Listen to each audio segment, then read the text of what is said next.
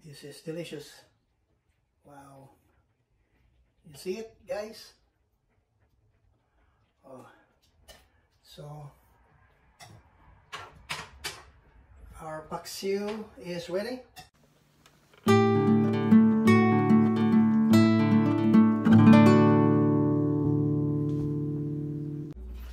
Good morning, guys. Today, our recipe is fish. I'm using swordfish, cooked in vinegar and coconut milk. One stick sa sarap talaga ito. Ito ay isang lutong Filipino. Okay? Meron ko ako dito ng swordfish, 1.5 pounds, vinegar, coconut milk, ground pepper, shallot, ginger, bawang, meron tayong long chili. History na po ito sa freezer, kaya na itsura. At meron tayong konting tubig at ground pepper, salt to taste. Okay? Pwede yung para natin haluan ng eggplant. Meron kaming harvest.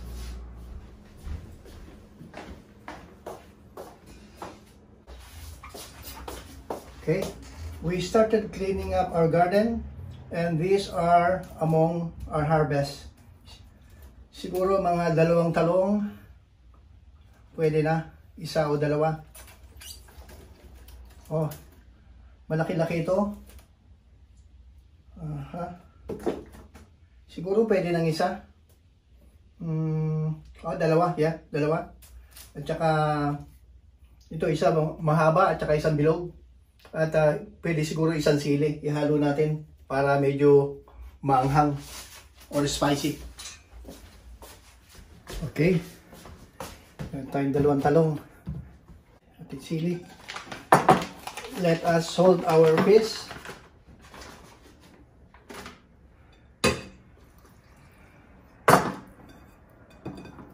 Lightly.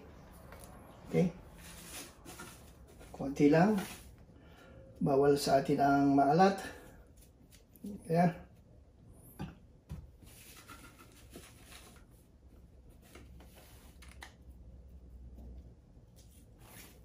Okay. Then let's start cutting our ingredients. Okay.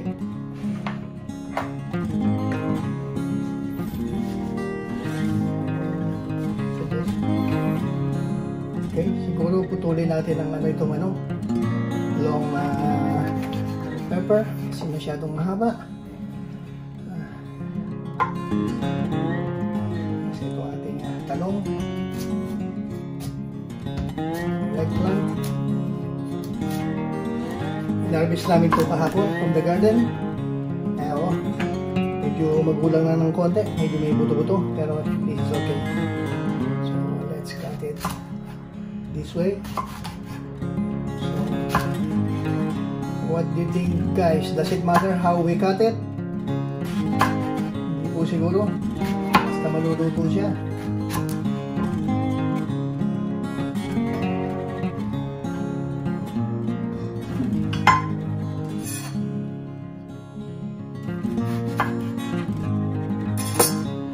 Okay. Gusto nyo may konting anghang na yung ang ating paksiw. Lagyan ko ng sili. Hiwain ko. Hindi masyadong manghang. Hopefully. There. Ayaw namin ng masyadong manghang. Okay. Yung ating coconut milk. Let's shake it. Kasi minsan tumitining sa ilalim. Okay. Yeah. Napakasimple lang lutuin itong recipe na ito. Paksiw na isda sa gata. Put all our ingredients, shallot, ginger,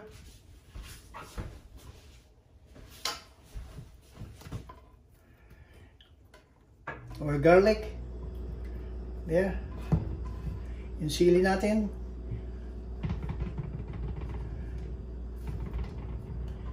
There. Long pepper. Black pepper. Ilagay na rin natin ang talong. Pare-pareho ng mabilis maluto yan. Or eggplant. Medyo madami. We like vegetables. Pepper.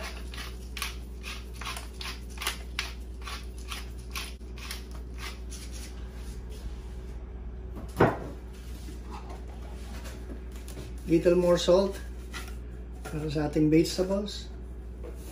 Konti lang ang salt namin. Bawal sa amin. Mga high blood kami. So, pero hindi pwedeng walang lasa. So, we can add later to taste. Maybe half cup of vinegar. Tansyahan. I'm no expert. Okay. Okay. And let's add in also our stir it. Coconut. Yeah, I already stirred it earlier. Okay. This is my recipe. You only have to throw all the ingredients and wait until it is cooked. Okay? Fully cooked.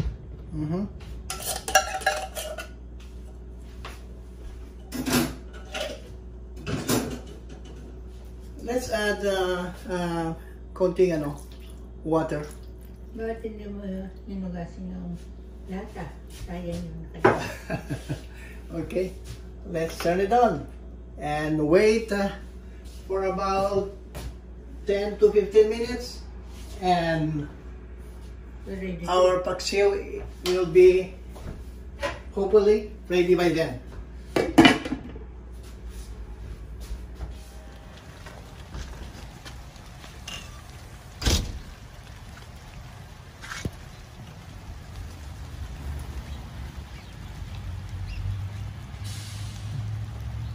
Okay, kumukulo na yung ating let's turn it to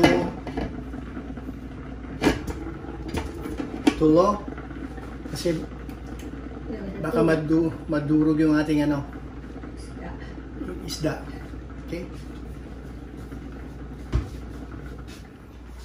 Okay, let's see how our paksiw is doing.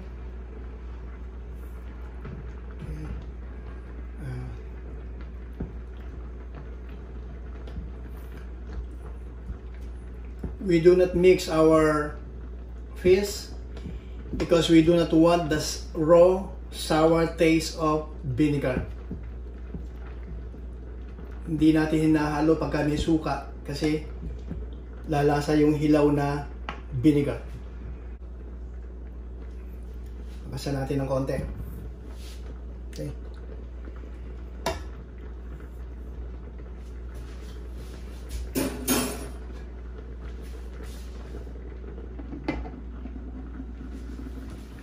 Let's check again our fish.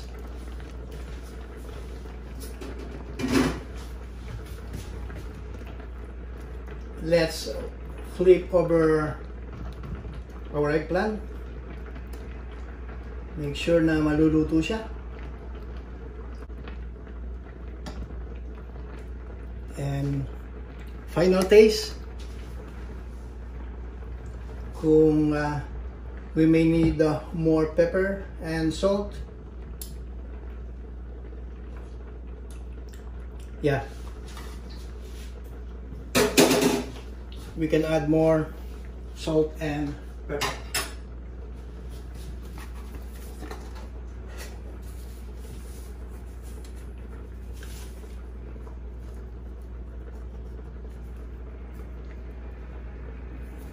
Yeah. Pepper. Surface like this. Okay. Maybe 3 minutes more. And our fish will be ready. Let's see our fish now.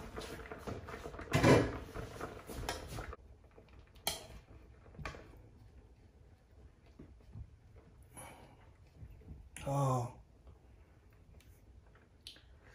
this is delicious. Wow.